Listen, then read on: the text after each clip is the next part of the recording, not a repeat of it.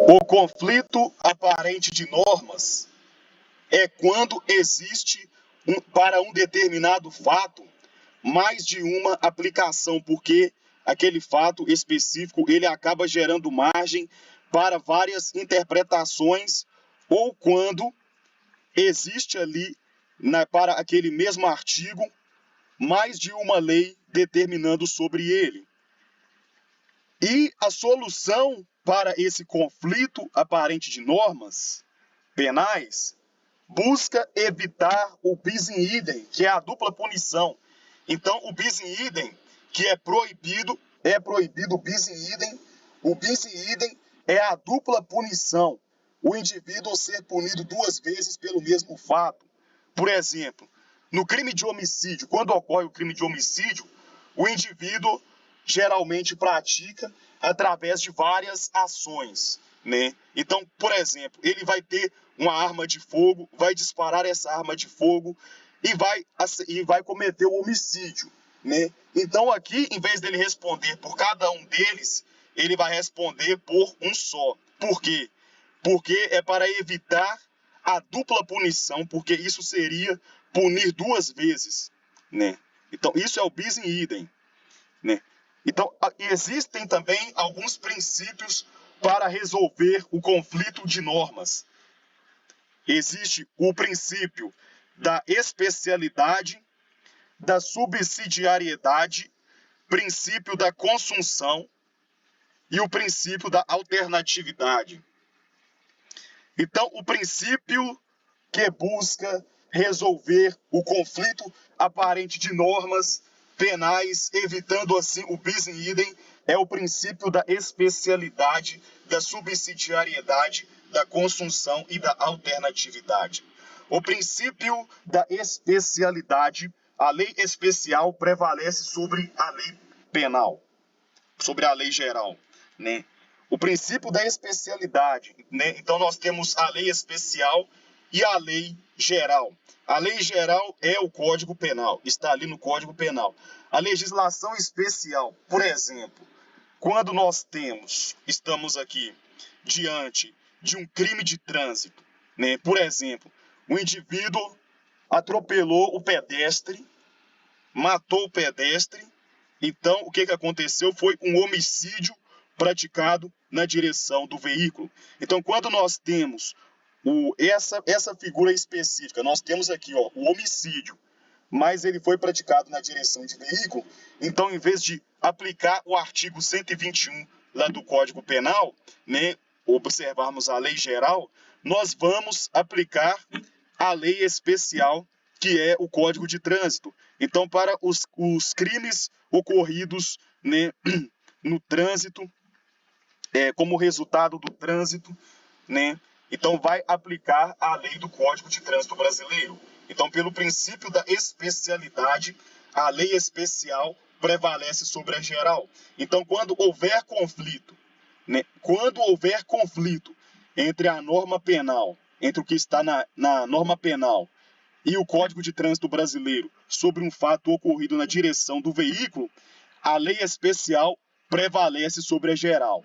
Então, quando houver conflito entre a lei geral e a lei especial prevalece sobre a lei geral. Então, no caso aqui, o Código de Trânsito brasileiro prevaleceria sobre a lei penal. E também o princípio da especialidade. Nós temos várias leis especiais, né, relacionadas ao âmbito criminal. Além do Código de Trânsito brasileiro, né, temos também a lei que trata de violência doméstica, a Lei Maria da Penha.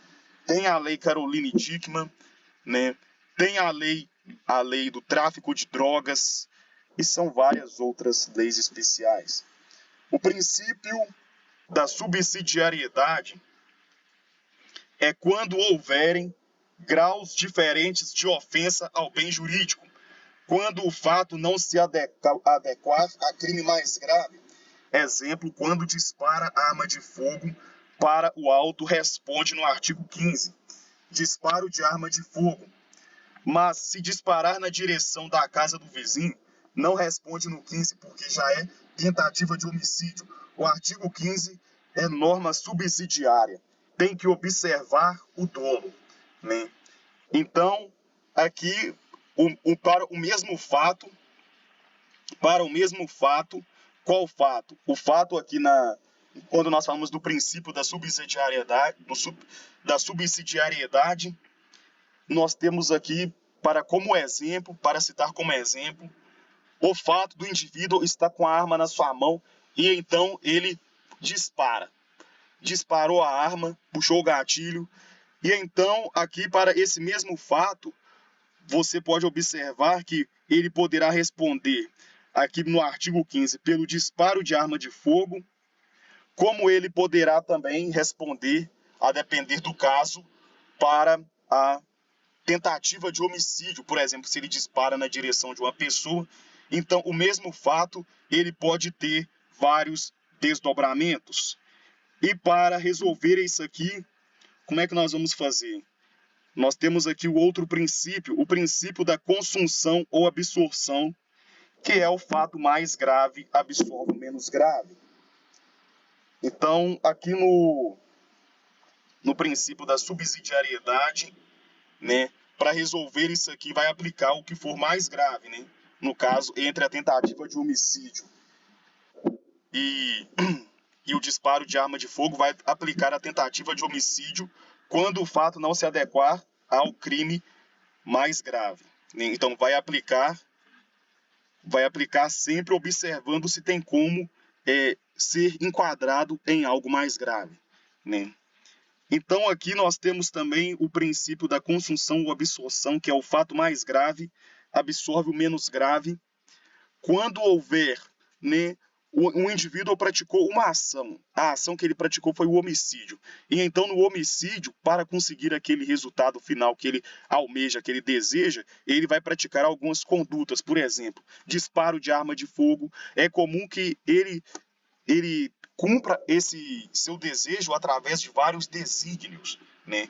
Só que aqui no final ele vai responder pelo quê? Pelo crime de homicídio. Ele não vai responder por cada um separadamente.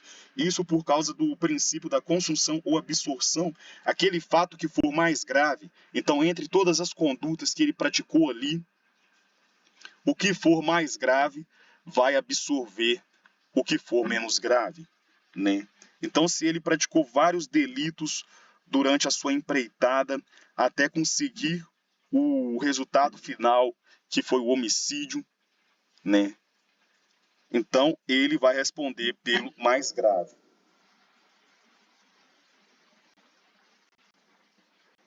Então, é isso. Esses são os princípios que vão resolver o conflito aparente de normas penais, evitando assim um bis in idem, e os princípios, especialidade, subsidiariedade, consunção, absorção.